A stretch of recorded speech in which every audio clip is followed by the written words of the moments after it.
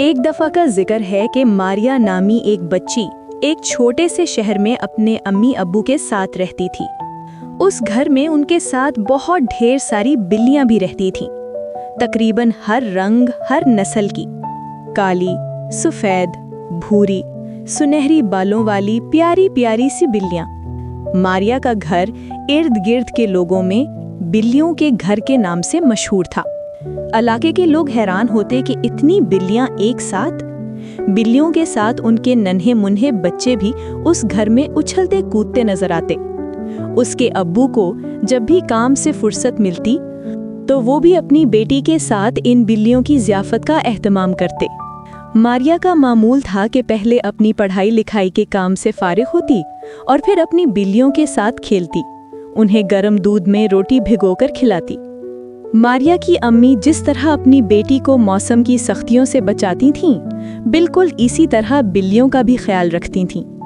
ارد گرد رہنے والے لوگوں کے گھروں میں جب چوہے لاتعداد ہو جاتے تھے، تب وہ ماریا کی بلیوں کے لیے اپنے گھروں کے دروازے کھول دیتے تھے تاکہ بلیاں چوہوں کا صفایا کرنے کے ساتھ ساتھ اپنا پیٹ بھر لیں۔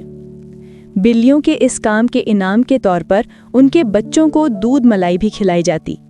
یہ سلسلہ کئی برسوں سے جاری تھا۔ چوہوں کا شکار کرنے کے علاوہ صرف سال میں ایک بار ماریا اپنی بلیوں سے جدا ہوتی تھی۔ وہ اس وقت جب وہ اپنے پاپا اور ممی کے ساتھ تعطیلات گزارنے اپنی دادی کے گھر جاتی تھی۔ آج بھی وہ تینوں گھر سے روانہ ہو رہے تھے۔ بلیوں کی دیکھ بھال کے لیے ان کے گھر کے چوکیدار اور پڑوسیوں نے اپنی خدمات پیش کر دی تھی، اس لیے ماریا بے فکر تھی۔ گیٹ سے گاڑی نکالتے ہوئے غلطی سے کھلی ڈگی سے ایک ڈبہ لڑھک کر گیٹ کے اندر کی جانب گملوں کے پیچھے چلا گیا۔ بلیوں کو چوکیدار کے سپرد کر کے وہ سب تو چلے گئے، لیکن یہاں بلیاں تھیں اور ان کا گھر۔ ایک ننھے منھے بلی کے بچے نے میاؤں میاؤں کی اور گملے کے پیچھے جا کر ڈبے کو سونگھا۔ ڈبے سے سوندھی سوندھی خوشبو آ رہی تھی۔ ایک کداور بلی نے زور سے میاؤں کر کے اپنی لمبی وزنی ٹانگ اندر کی اور بڑی مشکل سے ڈبے کو گملے کے پیچھے سے نکالا۔ اب سب بلیاں جمع ہو کر میاؤں میاؤں زبان میں باتیں کرنے لگیں۔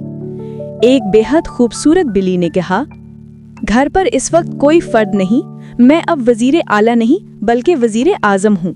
سب بلیوں نے ایک دوسرے کو حیرت سے دیکھ کر میاؤں کہا۔ ایک قدرے بوڑھی اور فربا مائل جسامت کی بلی نے کہا، میں صدر ہوں، اس لیے اب آپ سب اچھی بلیاں بن کر چپ ہو جائیں۔ وزیر اعظم بلی نے کہا، ملک اس وقت اکیلا ہے، ملکی وسائل بے حد کم ہیں، حالات کیسے ٹھیک ہوں گے؟ تو قداور بلی بولی، ہم گھر کی سرحدوں میں رہ کر چوہے تو مار رہے ہیں، جب تک چوہے باقی ہیں ہمیں کھانے کی فکر کرنے کی ضرورت نہیں۔ تو ایک چھوٹے قد کی بلی کھڑے ہو کر بولی، ابھی وسائل کم نہیں ہیں، یہ ڈبہ جو غلطی سے یہاں رہ گیا ہے، ہو سکتا ہے اس میں ہمارے لیے۔ ابھی بات اس کے منہ میں تھی کہ ایک بلی جو انتہائی سمارٹ تھی، وہ چلائی، اس ڈبے سے آنے والی خوشبو سے لگتا ہے کہ اس میں تازہ تازہ پنیر ہے۔ میں وزیر صحت ہونے کے ناطے آپ سب کو بتا رہی ہوں کہ اس کو کھانے سے ہم سب کی صحت بہتر ہوگی۔ تبھی وزیر خوراک بلی نے میاؤں کی آواز کے ساتھ سب کو متوجہ کیا۔ میرے خیال میں اس کا وزن 2 کلو ہے اور اس میں پنیر نہیں بلکہ تازہ کھویا نما برفی ہے۔ سب بلیاں پنیر اور برفی کا نام سن کر بے قرار ہو گئیں۔ ایک چست بلی نے لپک کر چھلانگ لگائی، ڈبے کے ارد گرد چکراتی بلیوں کو گھورا اور بولی، ہم سب کو عدل و انصاف سے فیصلہ کرنا چاہیے، یہ ڈبہ غلطی سے یہاں رہ گیا ہے، یقیناً آنٹی نے دادی کے لیے کوئی نرم گرم ڈش تیار کی ہوگی، چوری گناہ ہے، ہمیں اس ڈبے کو ایک امانت سمجھنا چاہیے۔ جس پر کداور بلی جھاگ کی طرح بیٹھ گئی۔ ایک دم گاڑی کے ٹائر چلانے کی آواز آئی، بلیاں ایک دم چوکنا ہو کر کھڑی ہو گئیں۔ ماریا کے ابو گیٹ کھول رہے تھے اور آنٹی ماریا کے ساتھ دادی کا ہاتھ تھام کر اندر لا رہی تھیں۔ آنٹی نے ڈبہ پودوں کے درمیان رکھا دیکھا تو بولی، ارے یہ ڈبہ ادھر ہی رہ گیا تھا، یہاں پر پڑا ہے۔ ماریا کے ابو نے جھک کر ڈبہ اٹھایا اور دادی جان کو تھما دیا۔ دادی جان نے محبت اور اطمینان سے بھرپور نظروں سے بلیوں کو دیکھا اور ڈبے میں سے تھوڑا سا کھویا نکال کر سب بلیوں کو ڈالنے لگیں۔ بلیوں نے خوشی سے میاؤں میاؤں کیا اور کھویا کھانے لگیں۔ دادی جان ماریا کے ہمراہ بلیوں کے گھر رہنے آ گئی تھیں۔ اس طرح پیاری پیاری بلیوں کی ایمانداری اور نیکی کا صلہ انہیں دادی کی شفقت حاصل کر کے مل گیا۔